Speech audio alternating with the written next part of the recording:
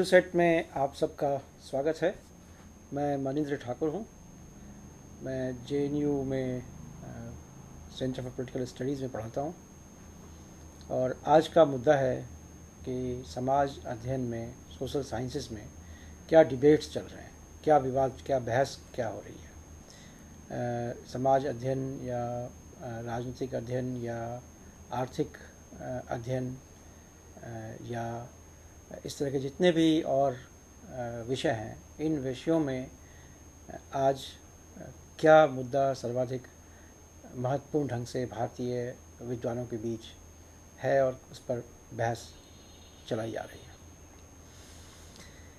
है। कई मुद्दे हैं जिस पे खूब बहस हो रही है, जिसमें एक मुद्दा जो अब लगभग सभी विश्वविद्यालयों में और सभी विषयों में उठाया जा रहा है, जो भारतीय समाज वैज्ञानिक उठा रहे हैं, वह है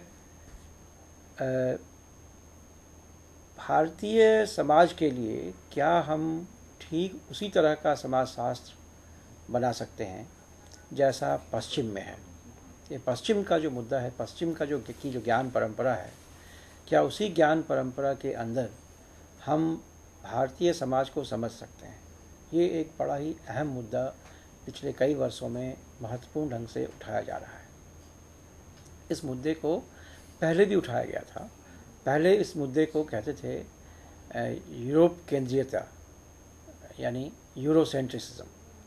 कि ऐसा हुआ जब उपनिवेशवाद का पूरा विस्तार हुआ, तो उपनिवेशवाद के विस्तार के साथ एक बात लगभग तय थी कि जिस ज्ञान परंपरा को लेकर वो लोग दुनिया भर में जा रहे थे, वो लोगों को ये भी बता रहे थे कि यही ज्ञान परंपरा सर्वश्रेष्ठ है और यही ज्ञान परंपरा दुनिया को सिविलाइज कर सकता है। दुनिया में सभ्यता का विकास यदि होना है तो सिर्फ उसी ज्ञान परंपरा के अंदर हो सकता है, जिस ज्ञान परंपरा के अंदर विज्ञान की समझ बहुत महत्वपूर्ण थी।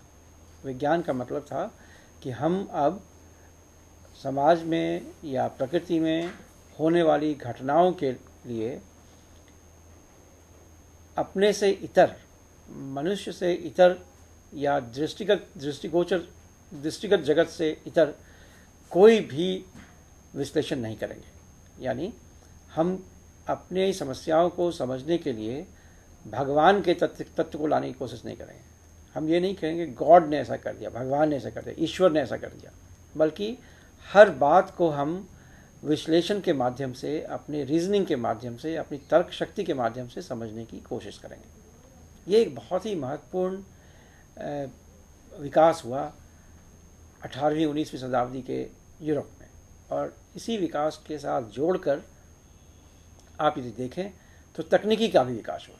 भारी विकास तकनीकी का हुआ, और तकनीकी के विकास के साथ साथ ही उन देशों को और बाज़ार की ज़रूरत हुई और नेचुरल रिसोर्सेज की ज़रूरत हुई, जिसको लेकर उपनिवेशवादी सभ्यता का विकास हुआ।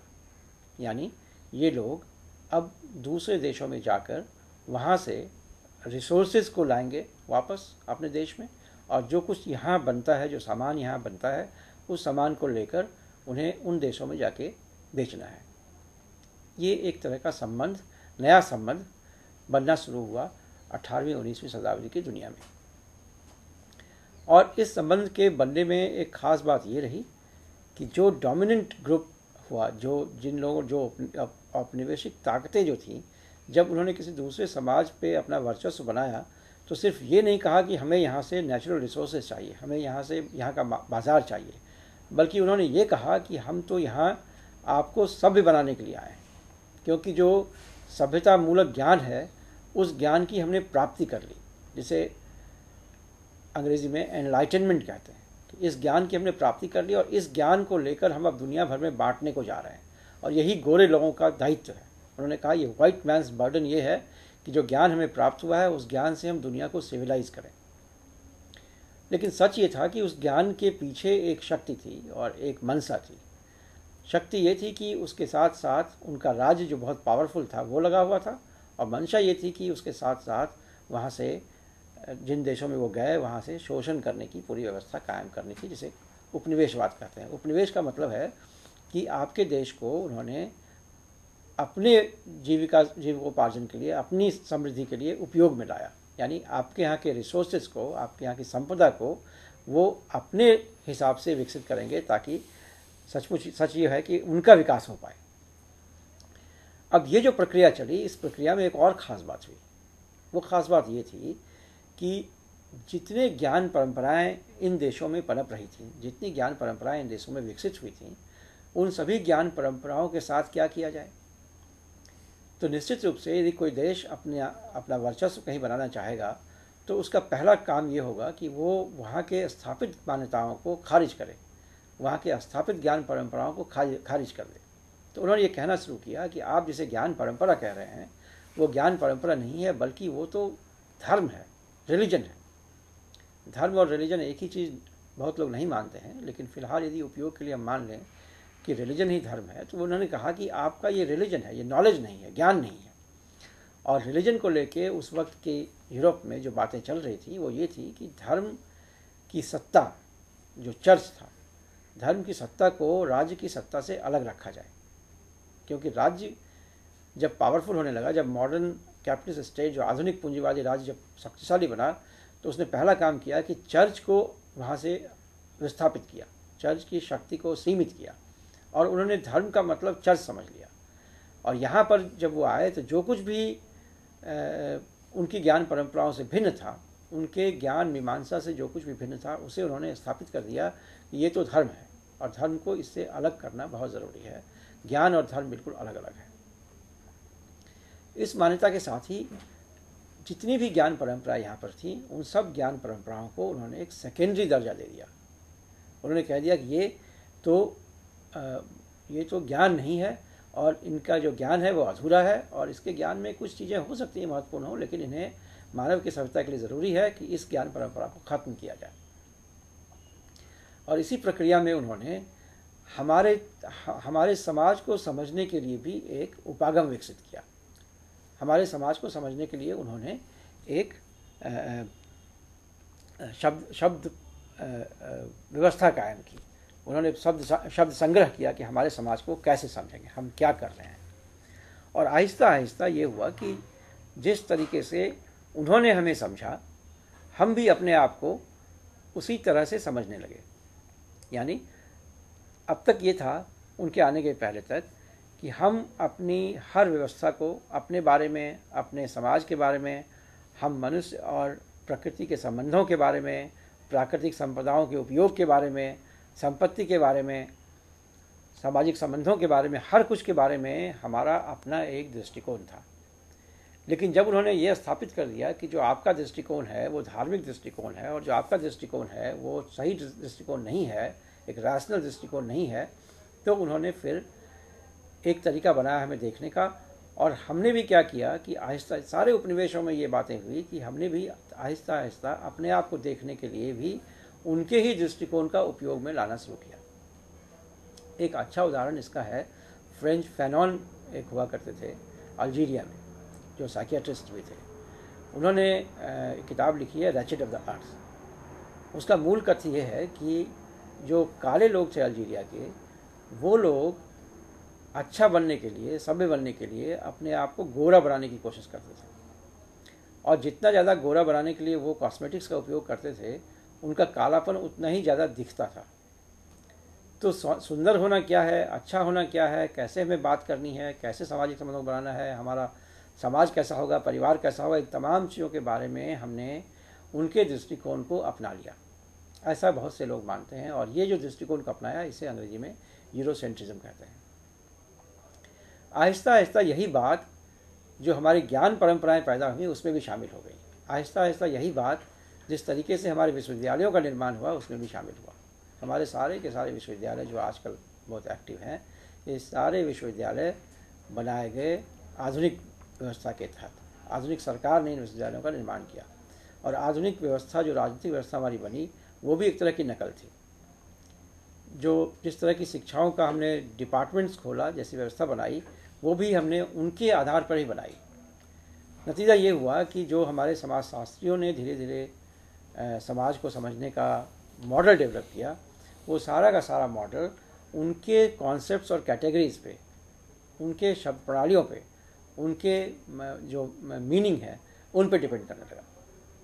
तो ऐसा केवल समाजशास्त्र में नहीं हुआ, ऐसा तो टेक्नोलॉजी में भी हुआ। जैसे आप यदि हिंदुस्तान के सबसे महत्वपूर्ण संस्थाओं का नाम लें, जो आज जिसे आप IITs कहते हैं, इंडियन इंस्टीट्यूट ऑफ टेक्नोलॉजी कहते हैं, यदि आप वहाँ पे लोगों से बात करें तो आपको पता चलेगा कि जो भी लोग वहाँ शोध कर रहे हैं, जो रिसर्च कर रहे हैं, वो जिन विषयों पे कर रहे हैं उन विषयों का हमारे लोगों से कोई लेना देना नहीं है। वो उस विषय में जो बड़ा काम चल रहा है दुनिया में उस पर काम करते हैं, जो अपने आप में बहुत महत्वपूर्ण है। लेकिन ये भी महत्वपूर्ण है देखना कि जो काम हम कर रहे हैं उसका हमारे समाज के लिए क्या महत्व है। तो उसी तरीके से समाजशास्त्र में भी हम पाश्चात्य समाजशास्त्रियों के साथ तालमेल बिठाकर काम करना चाहते हैं। लेकिन समस्या ये है कि टेक्नोलॉजी में तो ये काम चल जाता है, लेकिन समाजशास्त्र में ये मुश्किल है। टेक्नोलॉजी में काम इसलिए चल जाता है कि दुनिया भर में जो टेक्नोलॉजी का उपयोग करने वाले देश हैं, जो बनाने वाले देश हैं, उनके पास जो पूंजी है बनाने के लिए, जो क्षमता बनाने के लिए है, वो इन लोगों को यहाँ से उठा कर ले जाते हैं। विज्ञान के जितने IIT के स्टूडेंट्स हैं उसमें 70% स्टूडेंट्स बाहर चले जाते हैं, उनके लैब में काम करते हैं, उनके लिए काम करते हैं। लेकिन जो समाजशास्त्री हमारे हैं, जिनका एक्सपर्टीज़ होना ये है कि वो भारतीय समाज को समझ सकें, उनको वहाँ पर ले जाने वाला कौन है? कोई शायद ही किसी भारतीय समाजशास्त्री को अपने यहाँ नौकरी दे कि कोई और देश, इस बात के लिए कि वो उस देश को समझे। यानी कोई ऐसा अमेरिकन, कोई ऐसा इंडियन सोशल साइंटिस्ट जिसे अमेरिका इस बात के लिए नौकरी दे कि वो अमेरिका की समझ पैदा करे, ऐसा संभव नहीं है। जबकि विज्ञान में ऐसा है। विज्ञान में जो आपके फिजिक्स के स्टूडेंट हैं, जब वो बाहर जाते हैं तो वो वहाँ के फिजिक्स पर काम करते हैं, और वो वहाँ और यहाँ के फिजिक्स में अंतर नहीं है। ये सच है कि फिजिक्स तो फिजिक्स है, उसमें क्या अंतर हो सकता है? अंतर सिर्फ इतना हो सकता है कि हम अपने बेस्ट टैलेंट को कहाँ पर खपाएं, किस काम में लगाएं। तो अफसोस की बात यह है कि जो विज्ञान का क्षेत्र है, उस क्षेत्र में हमारे जो बेस्ट टैलेंट हैं वो बाहर के प्रोजेक्ट्स पर काम करते हैं, वो बाहर के लिए काम करते हैं, उनके टेक्नोलॉजी का विकास करते हैं। तो एक तरह से हमारा जो हमारी जो मानव संपदा है उसका वो दोहन करते हैं अपने विकास के लिए। लेकिन समाजशास्त्र में तो वो भी संभव नहीं है। और समाजशास्त्र की जो सबसे बड़ी समस्या है कि अंततोगत्वा हमें अपने समाज को समझना है, और अपने समाज को समझने के लिए यदि हम बाहर के कैटेगरीज को यूज़ करते हैं तो ये सवाल जो डिबेट में आजकल बहुत ज़्यादा है वो ये है कि हम कहाँ तक उन बाहर के कैटेगरीज के साथ अपने समाज को समझ सकेंगे। अब इसमें 2-3 तरह के लोग हैं। कुछ लोग ये कहते हैं कि जो कुछ भी आधुनिक विज्ञान ने दिया है, जो कुछ भी आधुनिक समाजशास्त्र ने दिया है वही अच्छा है, और उसी का उपयोग कर हम अपने समाज को समझ सकते हैं, और इसे हम तभी शोषण मुक्त कर सकते हैं, क्योंकि ये ज्ञान वहाँ पैदा हुआ है, ये आधुनिक ज्ञान है। आपके यहाँ आधुनिक ज्ञान नहीं था, इसलिए आपको और कुछ नहीं करना चाहिए, बल्कि सीधा सीधा उनके ज्ञान की नकल करें और अपने यहाँ उसको स्थापित करें। ये बात बहुत ही जचने वाली लगती है। एक तरह से जचने वाली इसलिए लगती है कि जो संस्थाएं हमारे यहाँ बनी हैं, जो राजनीतिक संस्थाएं हमारे यहाँ बनी हैं, पार्लियामेंट हो, पॉलिटिकल पार्टीज़ हों, असेंबली हो, कॉन्स्टिट्यूंसीज़ हों, ये तमाम व्यवस्थाएं वो हैं जो आधुनिक व्यवस्था बाहर पाई जाती है। हमने राजनीतिक व्यवस्था को बनाने के लिए यहाँ उसकी नकल कर ली। तमाम जो हमारी आर्थिक व्यवस्थाएं बनाई गई हैं, जिस तरीके से हमने आर्थिक संरचना को बनाने की कोशिश की है, वो भी हमने नकल की है। तो इसीलिए कोई यदि ये कहता है कि आपको अपने आप को भी समझने के लिए अब उन्हीं उपागमों का सहारा लेना चाहिए, तो कोई आश्चर्य की बात नहीं है। क्योंकि हम पार्लियामेंट को समझें तो समझें कैसे? यदि हम ब्रिटेन के पार्लियामेंट को नहीं समझेंगे तो यहाँ के पार्लियामेंट को कैसे समझेंगे? लेकिन सवाल ये नहीं है। सवाल महत्वपूर्ण ये है कि यदि हम चाहते हैं कि हम अपने समाज में परिवर्तन भी लाएं, अपने समाज को बदलें भी, तो हम क्या उन्हीं उपागमों के साथ अपने समाज को समझ सकते हैं जो उपागम बाहर से लाए गए हैं? एक तो यह सवाल है। दूसरा सवाल ये है कि क्या जो समझ, जिस तरह से उन्होंने समझने की हमें कोशिश की, जो उपागम उन्होंने बनाए, जो जिन शब्दों का उन्होंने चयन किया, क्या सचमुच हमारे समाज को समझने के लिए वो उपयुक्त है या नहीं है? और ये सवाल बहुत ही महत्वपूर्ण हो गया है। ये सवाल इतना महत्वपूर्ण है कि लगभग सभी विषयों में, समाजशास्त्र के सभी विषयों में आप देखेंगे कि इस मुद्दे को लेकर बहस जारी है। जरा इसको हम गौर से देखने की कोशिश करें। ऐसा लगता है कि जो विश्वविद्यालय बनाए गए हैं, इन विश्वविद्यालयों में जो कुछ हम अध्ययन अध्यापन करते हैं उसका हमारे सामाजिक संबंध से केवल सामाजिक व्यवस्था से केवल आंशिक संबंध रह पाता है। ऐसा लगता है कि जिस तरीके से हमारा समाज अपने बारे में सोचता है, और जब मैं हमारा समाज बोलता हूँ इसका मतलब सिर्फ 5 या 7% वो लोग नहीं हैं जो एलिट्स हैं, जो अपने बारे में अंग्रेजी में सोचते हैं, जो समाज के बारे में अंग्रेजी में पढ़ते और लिखते हैं, जिनकी सोच प्रक्रिया ही अंग्रेजी में चलती है। बल्कि मैं ऐसे लोगों के बारे में बोल रहा हूँ जो आम आदमी हैं। जो आम आदमी हैं वो अपना जीवन यापन कैसे करते हैं और वो कोई एक डिसीजन अपने बारे में कैसे लेते हैं।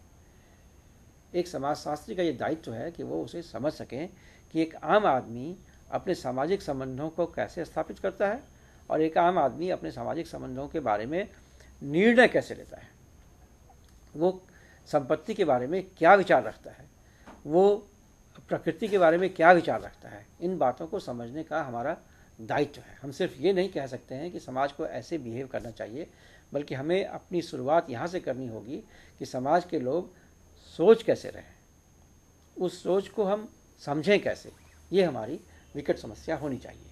और मेरा ये मानना है कि उस सोच को समझने के लिए यदि हम यूरोप के तथ्यों को लें, यूरोप के सिद्धांतों को लें, यूरोप के शब्दों को लें, जैसे उन्होंने हमें समझा है, हम वैसे समझने की कोशिश करें अपने आप को, तो हम अपने समाज को केवल आंशिक तौर पर ही समझ सकते हैं। पूरी तरह से हम समझ नहीं सकते हैं, क्योंकि हमारे समाज में बहुत बड़ी संख्या में लोग उसके बारे में जानते भी नहीं हैं। वो खुद अपने तरीके से जीते हैं, उनका अपना कॉन्सेप्चुअल फ्रेम है, जिस कॉन्सेप्चुअल फ्रेम के अंदर वो दुनिया के बारे में मीनिंग लगाते हैं, दुनिया के बारे में समझने की कोशिश करते हैं। और यदि आप गौर से देखें तो यदि आप किसी इलाके में जाएं तो आप गौर करेंगे कि उस इलाके का व्यवहार बड़ा ही अलग है बाकी इलाकों से।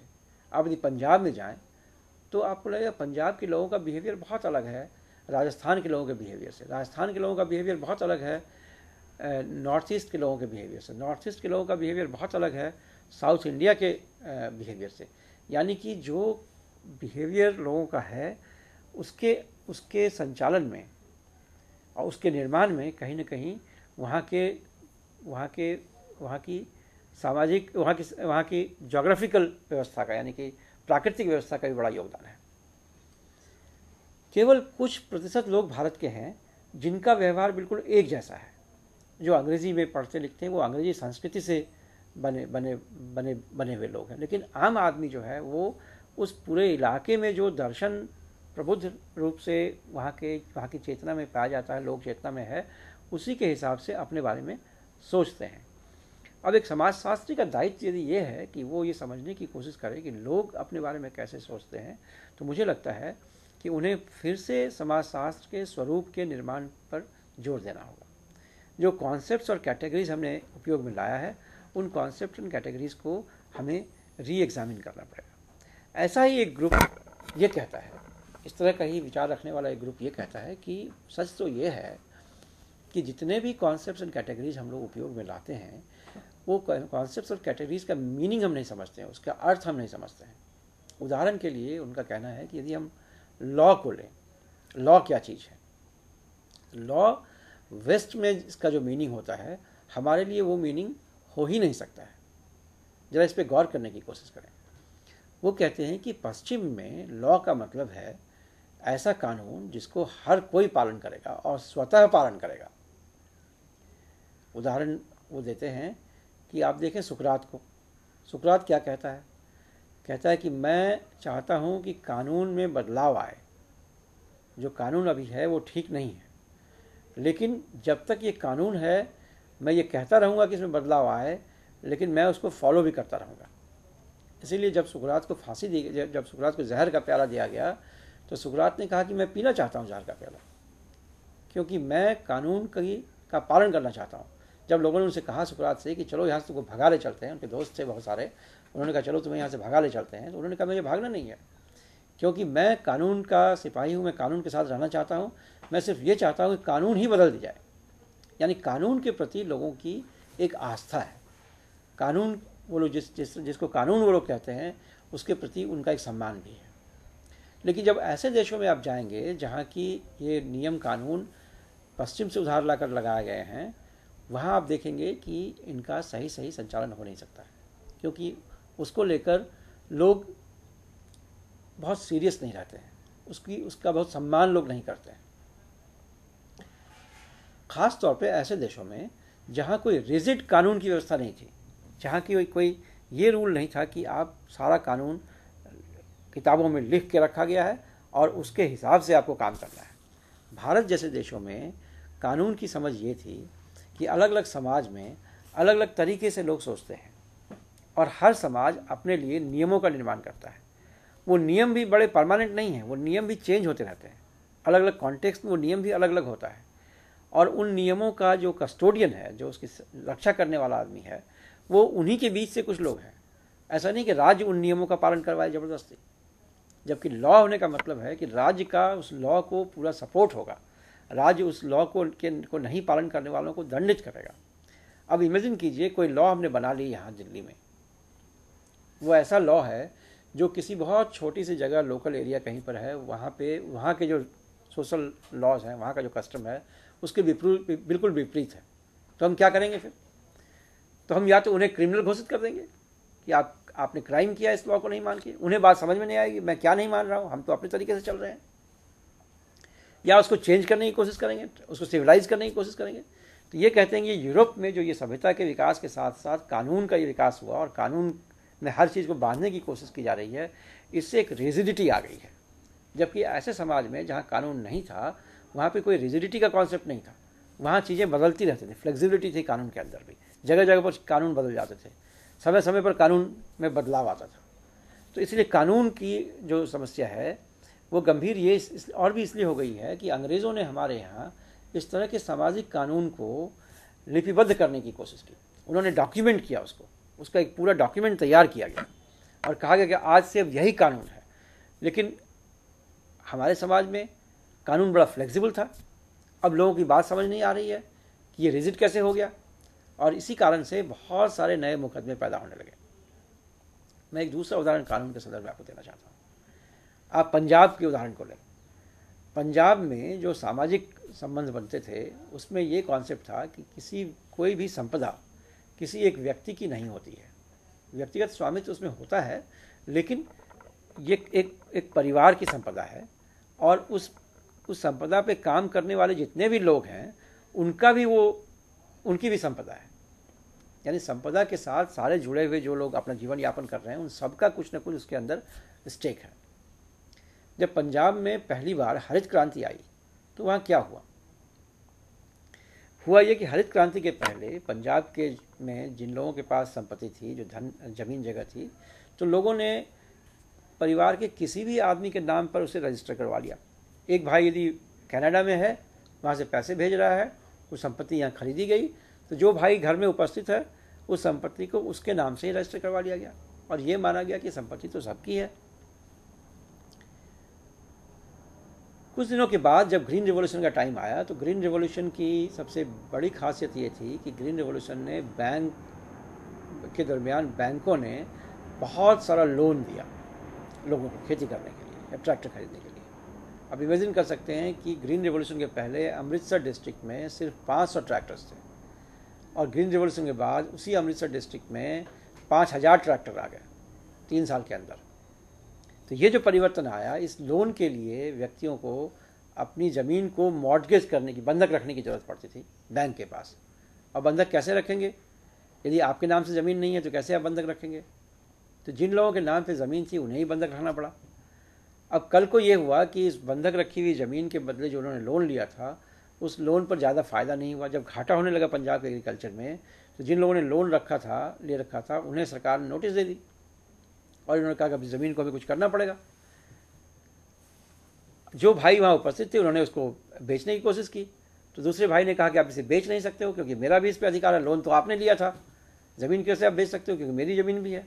इस बात को लेकर पंजाब में भयानक संघर्ष चला और पंजाब के ग्रीन रिवॉल्यूशन के अवसान काल में आप देखेंगे कि पंजाब के कोर्ट्स में, सिविल कोर्ट्स में हज़ारों मुकदमे ऐसे आए, हाई कोर्ट्स तक ऐसे मुकदमे बहुत सारे आए। तो जो कानून जिसको हम लोग अपने तरीके से हमने निर्माण किया, जिस समाज ने अपने कानून का जैसे निर्माण किया है, यदि उस कानून को यदि आप ना मानकर एक नया कानून बनाएं तो हमें स्वतः उस कानून का ज्ञान नहीं होगा, फिर हम वकीलों के ऊपर उस कानून के लिए निर्भर करेंगे। साथ ही यदि आप हमारे कानून के अंदर जो फ्लेक्सिबिलिटी है, जो बदलावपन की संभावना है, उसको यदि ना मानेंगे तो उससे भी हमारी बड़ी समस्या उत्पन्न होगी, और ये समस्याएं उत्पन्न हुई। तो इस ग्रुप का ये मानना है कि इस तरह के जो कॉन्सेप्ट्स हैं, कानून का कॉन्सेप्ट है या पॉलिटिकल पार्टी का कॉन्सेप्ट है, ये तमाम कॉन्सेप्ट पश्चिमी कॉन्सेप्ट हैं, और उन कॉन्सेप्ट्स को यदि हम यहाँ लागू करना चाहते हैं तो ये संभव नहीं है। तो हमें नए सिरे से अपने मूल कॉन्सेप्ट्स को पकड़ने की कोशिश करनी चाहिए। वो यहाँ तक कहते हैं कि उन्होंने मैपिंग शुरू किया है कि गांव में जो कॉन्फ्लिक्ट रेजोल्यूशन होता है, जो दंगे, जो झगड़े सुलझाए जाते हैं, उसका मॉडल यहाँ के कोर्ट के मॉडल से कितना अलग है। जो जस्टिस डिलीवरी सिस्टम है, यहाँ के जस्टिस डिलीवरी सिस्टम में प्रॉब्लम सॉल्विंग का कॉन्सेप्ट नहीं है।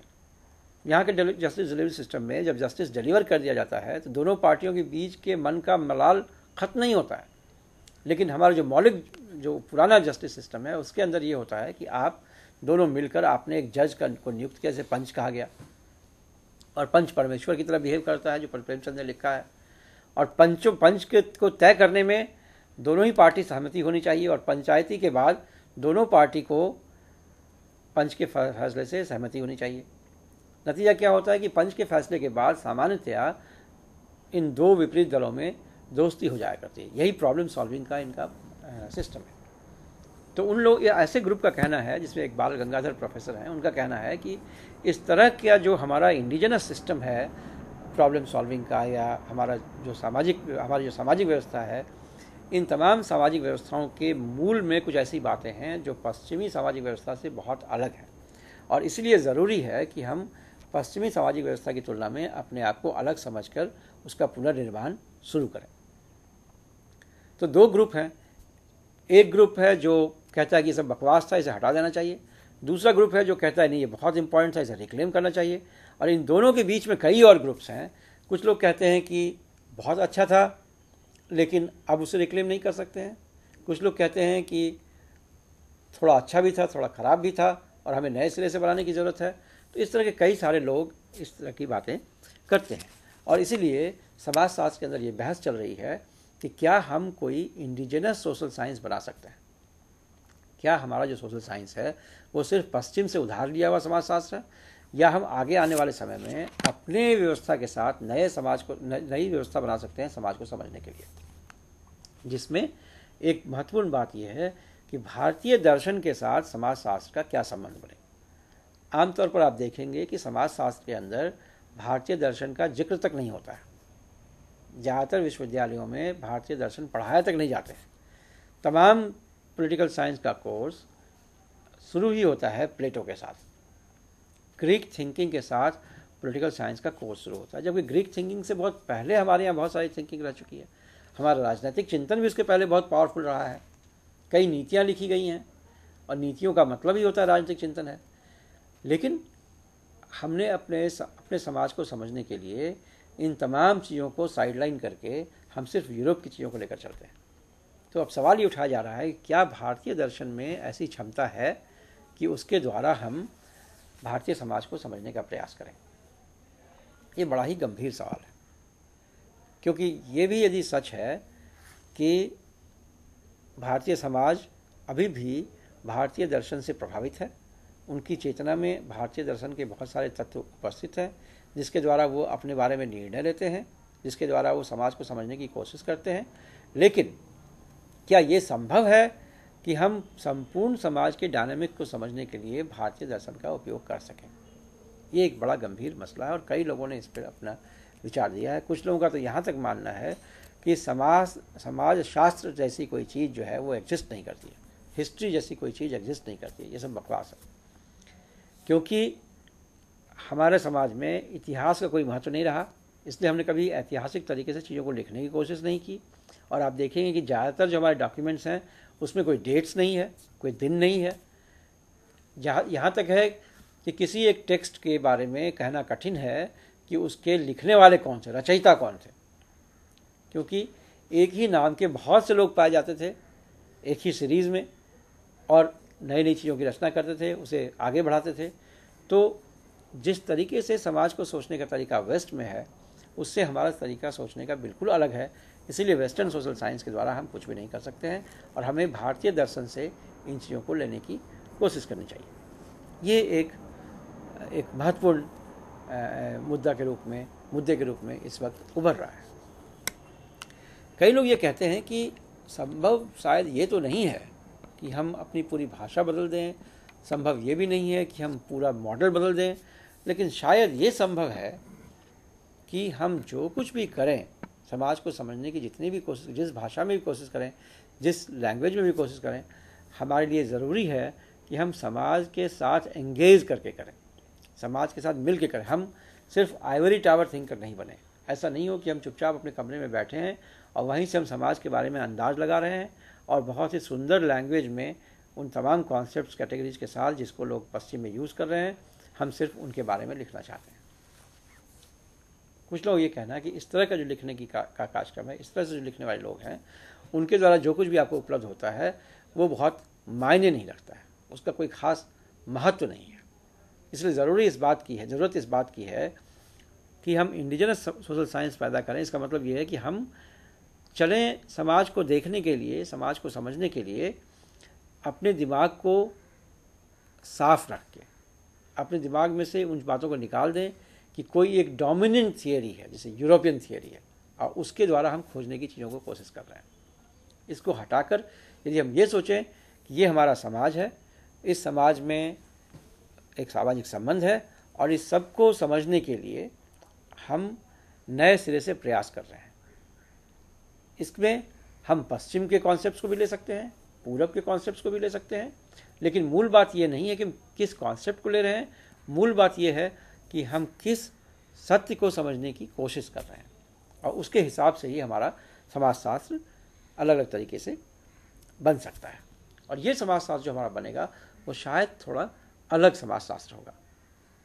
मेरे ख्याल से ये जो बात आई थी, जो गांधी के समय बहुत महत्वपूर्ण तरीके से आई थी, गांधी और कई लोगों ने तो कहा कि हमारा विज्ञान भी अलग है, और बड़ी बहस चली उस वक्त, भाभा वगैरह थे, बहुत सारी बहस उसमें चली कि हमारा विज्ञान भी इंडिजिनस साइंस प्रोजेक्ट आया कि हमारा विज्ञान ही अलग है। गांधी ने तो निश्चित रूप से आने के साथ पहला काम क्या किया कि उन्होंने देखने की कोशिश की कि भारत क्या चीज़ है। कोई सिद्धांत जो पश्चिम से लेकर आए थे वो उन्होंने अपने साथ नहीं रखा, सबको उन्होंने छोड़ दिया और कहा कि अब हम नए सिरे से सिद्धांतों का निर्माण करेंगे। अपने समाज को देखकर वहाँ की व्यवस्था के अंदर हम नए तरीके से सोचने की कोशिश करेंगे। और इसीलिए उन्होंने पूरी यात्रा की भारत की, और फिर उन्होंने एक किताब लिखी जिसका नाम था एक्सपेरिमेंट्स विथ ट्रुथ, यानी सत्य के साथ मेरे प्रयोग। सत्य के प्रयोग का मतलब है कि हर चीज़ को उन्होंने अपने तरीके से समझने की कोशिश की। इसलिए आप देखेंगे कि गांधी ने जो सोशल साइंस बनाया, जो समाज को समझने का जो तरीका बनाया, जो मॉडल बनाया है, वो बहुत ही पावरफुल मॉडल है। और आज की तारीख में दोबारा से लोग उनकी तरफ लौट रहे हैं और सोच रहे हैं कि किस तरीके से उसी मॉडल पर समाज का निर्माण किया जा सकता है। इस तरीके से हम देखते हैं कि एक जो सोशल साइंस में सबसे महत्वपूर्ण डिबेट है, वो डिबेट है इस बात का कि कितना हद तक हम भारतीय समाजशास्त्र की कल्पना कर सकते हैं। और मैंने बताया कि एक एक्सट्रीम पोजीशन ये है, वो कहता है कि कोई समाजशास्त्र सिर्फ एक होता है, उसमें कोई भारतीय और कोई पाश्चात्य नहीं होता है, और उसका एक निश्चित मापदंड है, उसी मापदंड के अंदर हम सोशल साइंसेस को लिख पढ़ सकते हैं। दूसरा एक्सट्रीम ये है, वो कहता है कि ये बिल्कुल ही अलग है और हमें पूरी तरीके से नई सोच बनानी पड़ेगी, पूरे तरीके से नए ढंग से सोचना पड़ेगा कि हम अपने समाज को कैसे समझें, और उसके लिए हमें शास्त्रों को भी पढ़ना पड़ेगा और सामाजिक व्यवस्था को भी देखना पड़ेगा, और वहाँ से कुछ चीज़ों को निकाल के हम नए तरीके से, एक बिल्कुल ही नए तरीके से सोचने की प्रक्रिया चला सकेंगे। ये दो एक्सट्रीम पोजीशंस हैं। इन दोनों एक्सट्रीम पोजीशंस के बीच में कई पोजीशंस और भी हैं जिनका मानना है कि हम सबसे उधार लें, लेकिन हम नए तरीके से भी देखें। उधार लेना एक बात है और फॉलो करना दूसरी बात है। मुझे लगता है कि ये ज़्यादा सस्टेनेबल व्यवस्था हो सकती है। हमारे साथ अवनिंद्र हैं आज स्टूडियो में। मैं चाहूँगा, जो इकोनॉमिक्स में पीएचडी कर रहे हैं, मैं चाहूँगा कि इकोनॉमिक्स के दृष्टिकोण से उन्हें इसमें क्या लगता है। सबसे पहले तो मैं ये कहना चाहूँगा कि इकोनॉमिक्स के क्षेत्र में भी इस तरह की बातें बहुत पहले से ही हैं और काफ़ी बहुत ही क्लियर तरीके से देखी जा सकती है। जब यहाँ रिसर्च में लोग आते हैं कई तो रिसर्च में आने से पहले ही वो लोग ये डिसाइड कर चुके होते हैं या उन लोगों का ये इम्प्रेशन रहता है कि मुझे गेम थ्योरी पढ़ना है, इकोनॉमेट्रिक्स पढ़ना है। क्यों? इसलिए नहीं कि वो चीज़ें बहुत इंपॉर्टेंट हैं, ऑब्वियसली इंपॉर्टेंट हैं, लेकिन वेस्ट में उनको उनकी हेजेमनी पूरी क्रिएट की गई। ये कहा गया है कि ये बेस्ट चीज़ें हैं और इनका हम लोग इनको एज ए टूल हम लोग यूज़ करते हैं और उसका बहुत इंपॉर्टेंस है। तो ये जानने से पहले कि चीज़ें क्या है, लोग पहले से डिसाइड करते हैं कि वेस्ट में इनका काफ़ी डिमांड है, हम लोग इनको यूज़ करेंगे। भले ही उनकी क्षमता हो, उनका बेस हो, कैसे यूज़ करेंगे, कब यूज़ करेंगे, ये सारी बातें बाद में आती है। समस्या ये नहीं है कि वो इन चीज़ों के प्रति आकर्षित हैं। समस्या ये है कि क्या इन सारे टूलों का उपयोग वे भारतीय समाज, भारतीय अर्थव्यवस्था को समझने के लिए करते हैं। इस पे मुझे डाउट है। इस पे भी डाउट होने का एक रीज़न ये है कि यदि वो पाश्चात्य जगत की चीज़ों को समझने की कोशिश करते हैं, एक शोधार्थी के दृष्टिकोण से दो चीज़ें उनके सामने आती है। पहली बात तो ये है कि पूरे पश्चिम जगत उनके रिसर्च को स्पेस देने के लिए तैयार है, वो उनको बुलाने के लिए तैयार है, उनके पास रखने के लिए तैयार है। दूसरी बात यह है कि जो रिसर्च पश्चिम में हो रही है वो रिसर्च कहीं ना कहीं पूंजी मार्केट के लिए हो रही है और कई सारी कंपनियों को इससे डायरेक्ट फ़ायदा हो रहा है।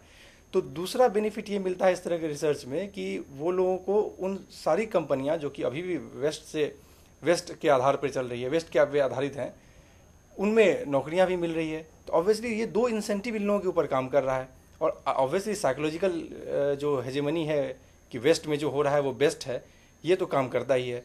सवाल ये उठता है कि क्या इस परिप्रेक्ष्य में क्या ये संभव है आज के समय में कि इन लोगों को, ऑब्वियसली जो लोग खुद से ही इतने समर्थ नहीं है, खुद से ये नहीं सोच सकते हैं कि हमारा देश के प्रति एक कर्तव्य है और हमारे शोध का एक इम्पॉर्टेंट उद्देश्य ये है कि हम अपने देश की समस्याओं को सोचें, इनके समाधान के लिए कार्यरत रहें और हमारा रिसर्च उस डायरेक्शन में हो। इसके अलावा ऐसे जागृत लोगों के अलावा कुछ ऐसे भी लोग हैं जो लोग अपने लाभ के बारे में सोच रहे हैं या ऑब्वियसली जो उनका जो पोजीशन है या उनको जो मिलने वाला है रिसर्च से उसके बारे में सोच रहे हैं।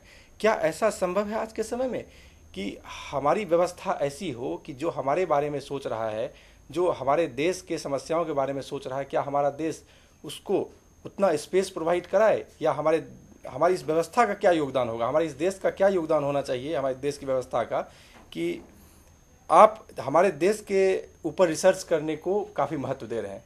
क्योंकि हम यूनिवर्सिटीज़ में भी देखते हैं कि जो लोग एग्रीकल्चर पर रिसर्च कर रहे हैं उनको 2M दर्जे का ट्रीट किया जाता है। अच्छा, एग्रीकल्चर पर रिसर्च कर रहे हो, क्यों? तुम्हारी थ्योरी अच्छी नहीं है, क्यों?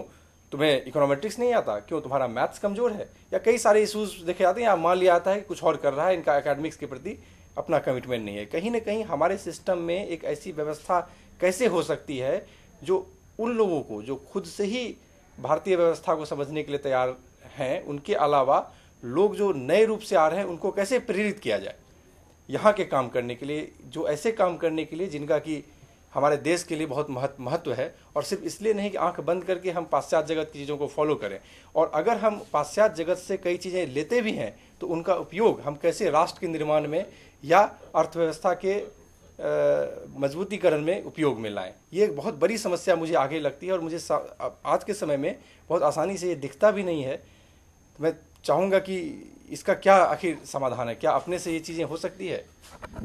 मुझे ऐसा लगता है कि जो भारतीय विश्वविद्यालय हैं, इन विश्वविद्यालयों में जो पुराने प्रयोग हुए थे विश्वविद्यालयों को खोजने के, जैसे खोलने के, जैसे शांति निकेतन का जो प्रयोग था, वो एक महत्वपूर्ण प्रयोग था इस दृष्टिकोण से कि शांति निकेतन के कार्यकारी समिति में गांव के लोग भी शामिल थे। इन विश्वविद्यालयों का जो ज्ञान का मापदंड है, उस मापदंड पर दोबारा से सोचने समझने की शायद ज़रूरत है। यदि हम इन विश्वविद्यालयों को सामाजिक समस्याओं के साथ जोड़ सकें, यदि हम ये तय कर सकें कि जो हमारा काम है उस काम की उपयोगिता कितनी है, उसका मूल्यांकन करने की कोशिश करेंगे, तभी शायद हम ऐसा कुछ सोच सकते हैं कि हम देश की समस्याओं को लेकर एक समाजशास्त्र का, गंभीर समाजशास्त्र का निर्माण कर पाएँ। कहाँ तक जो वर्तमान पूंजीवादी व्यवस्था है, जो लोग वर्तमान व्यवस्था से लाभ कमा रहे हैं उनके लिए हितकर है, इस विषय में मुझे दो बातें लगती हैं। एक बात तो ये लगती है कि जो कंट्रोल करने की इकोनॉमिक्स होती है, जो कंट्रोल नॉलेज, ज्ञान दो तरह का होता है। ज्ञान होता है एक चीज़ों को कंट्रोल करने के लिए, और एक होता है लोगों की मुक्ति के लिए, लोगों को कंट्रोल करने के लिए और लोगों को मुक्ति के लिए। जो कंट्रोल करने वाला ज्ञान था वो ज्ञान था जो उपनिवेशवाद ने हमें दिया। जो मुक्ति का ज्ञान है, हमें उसके निर्माण की बात करनी है। मज़े की बात यह है कि ज़्यादातर विश्वविद्यालयों ने जो अपना मोटो बनाया है उसमें यही बात कही है कि या विद्या सा विमुक्त है, ज्ञान वही है जो मुक्ति देता है। लेकिन वास्तविकता ये है कि ज्ञान आज की तारीख में वो हो गया है जो कंट्रोल कर सके, बाकी लोगों की शक्ति को कंट्रोल कर कुछ लोगों के लिए वो हितकर हो सके। यदि सचमुच हम चाहते हैं कि भारतीय समाजशास्त्र समाज की मुक्ति के लिए काम करे, ऐसे समाजशास्त्र क्रिटिकल हो, समाजशास्त्र का जो मूल उद्देश्य है वो यही है कि उसे क्रिटिकल होना चाहिए, उसे व्यवस्था की आलोचना करनी चाहिए, जिस आलोचना से शायद नए समाज का निर्माण हो सके। यदि ऐसा कुछ हम करना चाहते हैं तो ये तय है कि हमें इसको जनहित के साथ जोड़ना पड़ेगा, और कहीं न कहीं हमें ये तय करना पड़ेगा कि आम आदमी भी विश्वविद्यालयों के ऊपर सवाल उठा सके। आज की तारीख में विश्वविद्यालयों को समाज से बिल्कुल अलग करके रखा गया है। जो हमारे ज्ञान सृजक हैं उनका समाज से कोई संबंध नहीं है, जबकि हमारी ये परंपरा रही है कि जो हमारे ज्ञान सृजन करने वाले लोग हैं वो आम लोगों से जुड़े हुए थे। जो बुद्धिज़्म ने जो तरीका तय किया था समाज के बारे में ज्ञान प्राप्त करने का, वो भिक्षाटन का था। जो बुद्ध के जो बौद्ध भिक्षु हुआ करते थे उनके लिए उनका ये नियम था कि वो दिन भर का भोजन लोगों से भिक्षाटन करके मांग कर लाएं, और वो लोगों के दरवाज़ों पर जाते थे और कहते थे भवति भिक्षाम देहि, और लोग निकल के उन्हें भिक्षा देते थे। ये इसलिए नहीं किया गया था कि वो काम नहीं करना चाहते थे, इसलिए नहीं किया गया था कि वो डिपेंडेंट हो गए सोसाइटी के ऊपर, बल्कि इसलिए किया गया था कि यदि उस बौद्ध संघ का एक व्यक्ति, कोई भी एक व्यक्ति, या यूँ कहे कि हर घर में बौद्ध संघ का एक व्यक्ति रोज पहुँचेगा, ताकि उस घर में क्या हो रहा है, उस समाज में क्या हो रहा है, इसकी पूरी जानकारी बौद्ध संघ को होगी। क्योंकि बौद्ध संघ ज्ञान सृजन का केंद्र भी था, बौद्ध संघ बुद्धिजीवियों का केंद्र भी था। तो ये तमाम बुद्धिजीवी जो रोज़ लोगों से मिलेंगे तो वहाँ से जो समाज के बारे में ज्ञान को उपलब्ध करके लाएंगे, उसके ऊपर जो सामाजिक सिद्धांतों का निर्माण होगा वो सामाजिक सिद्धांत ज़्यादा मौलिक भी होगा और ज़्यादा प्रभावकारी भी होगा। आज की तारीख में जो हमारे यहाँ विश्वविद्यालय बनाए गए हैं, इन विश्वविद्यालयों के जो ज्ञान सृजक हैं इन्हें बिल्कुल ही जनता से अलग रखा गया है, और इनका जीवन ही बिल्कुल अलग तरीके से चलता है। इन्हें पता ही नहीं चलता है कि समाज में क्या बातें हो रही हैं, या इन्होंने जो ज्ञान सृजन किया है उसका समाज में कोई प्रभाव है या नहीं है। सामान्यतया जो हमारा ज्ञान का मापदंड होता है वो ये होता है कि हम कहीं रिसर्च करने जाते हैं, वहाँ से ज्ञान को लाते हैं यहाँ पे, अब वो ज्ञान सही है या नहीं है इसको तय कौन करता है? जो कभी उस व्यवस्था को देखा ही, जो कभी गांव गया ही नहीं है, जो कभी अपने फील्ड में गया ही नहीं है। जो भारतीय ज्ञान परंपरा में बात रही है कि जिनके बारे में आपने ज्ञान सृजन किया है, जब वो आपको ये सर्टिफिकेट दे देगा कि ये बिल्कुल सही ज्ञान है, तभी ये माना जाएगा कि ये सही ज्ञान है। इसलिए मुझे लगता है कि ये तभी संभव है जबकि एक नए तरीके से इसको देखा जाए, और यदि ऐसा देखा जाए तो शायद न केवल आने वाले समय के लिए बल्कि वर्तमान समय में जो लोग व्यापारी वर्ग हैं, जो पूंजीपति वर्ग हैं, शायद उनके फ़ायदे में भी होगा, क्योंकि उन्हें भी तो पूरा ज्ञान प्राप्त नहीं हो पाता है कि यहाँ समाज में क्या करना है। आप इमेजिन कीजिए, यदि कोई बड़ा इंडस्ट्रियलिस्ट आके समाजशास्त्री से पूछता है कि हमें एक इंडस्ट्री की स्थापना करनी है बंगाल के एक गांव में, तो समाजशास्त्री को यदि इतना ज्ञान होता कि वहाँ इंडस्ट्री की स्थापना करने से टाटा ने जैसे संगरूर में स्थापना की, यदि उस समय के समाजशास्त्रियों से उन्होंने कंसल्ट किया होता और उनको इतना ज्ञान होता कि संगरूर में क्या समस्याएं हो सकती हैं, वहाँ लोग क्या सवाल उठा सकते हैं, वो कितना वायलेंट हो सकते हैं, तो शायद इसके लिए एक व्यवस्था ये पहले से कायम कर सकते थे। तो समाजशास्त्रियों का ज्ञान भी सीमित हो गया है, और समाजशास्त्रियों के ज्ञान का उपयोग भी सीमित हो गया है। मैं आपको एक दूसरा उदाहरण देता हूँ। अफ़गानिस्तान में जब अमेरिकी फ़ौजें थी तो उन्होंने सुबह के समय एक ट्यून रेडियो पे बजाना शुरू किया। बाद में ये पाया गया कि जब वो ट्यून बजता था तो अफ़गानिस्तान के कैंपों में वायलेंस बहुत बढ़ जाता था। तो समझ में लोगों को नहीं आ रहा था कि ये हो क्या रहा है। तो एक समाजशास्त्री ने उन्हें बताया कि ये जो खास ट्यून है एक ऐसा इस मिलता जुलता अफ़गानी ट्यून है जिससे अफ़गानिस्तान के जो कबीले लोग हैं वो बहुत गुस्से में आ जाते हैं, बहुत नाराज़ होते हैं उस ट्यून से। तो फिर उसे विड्रॉ किया गया। तो मुझे लगता है जो समाजशास्त्रियों का समाज के साथ संपर्क है, और जब संपर्क होगा तो निश्चित रूप से ये भी तय होगा कि वो नए कॉन्सेप्ट्स और कैटेगरीज को पैदा करेंगे। इसलिए संपर्क बहुत ज़रूरी है। संपर्क ये जो कटा हुआ है उसे यदि पुनः स्थापित किया जाए तो संभव है कि हम एक नए समाजशास्त्र की कल्पना कर सकते हैं। अवनिंद्र, आपको और कोई सवाल है? नहीं, फिलहाल तो ये काफ़ी डिबेट की बातें हैं और मैं काफ़ी सहमत हूँ आपसे इन बातों पे।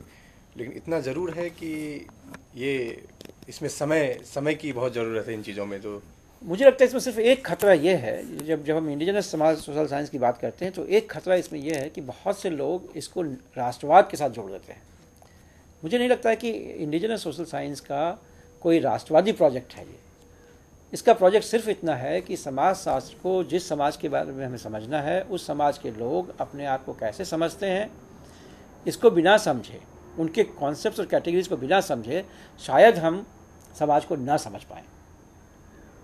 मुझे इस बात में कोई शक नहीं है कि ये एक बहुत ही महत्वपूर्ण प्रोजेक्ट है, और इसके जो अलग अलग इस बात को कहने के जो अलग अलग तरीके हैं उनके बीच में भी एक सामंजस्य स्थापित करके हम किसी निष्कर्ष पर पहुंचना चाहिए हमें कि कैसा समाजशास्त्र बनाना चाहते हैं। लेकिन यदि कोई ये कहता है कि इंडिजिनस सोशल साइंस का मतलब ये है कि एक राष्ट्रवादी समाजशास्त्र है, चूँकि उन्होंने ऐसा डेवलप किया इसलिए हमें भी ऐसा डेवलप करना चाहिए, तो ये मुझे लगता है कि उचित नहीं होगा।